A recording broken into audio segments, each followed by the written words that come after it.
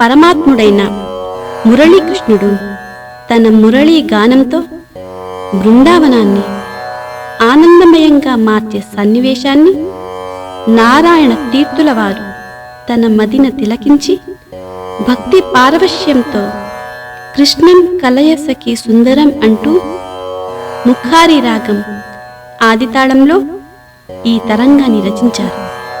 ఈ అద్భుత తరంగాన్ని ఆలపిస్తున్నవారు చిన్నారి హరిణి, చిన్నారి హర్షిణి, చిన్నారి ధనలక్ష్మి, చిన్నారి కౌశ్య, చిన్నారి వేదశ్రీ, చిరంజీవి త్రినాథ్.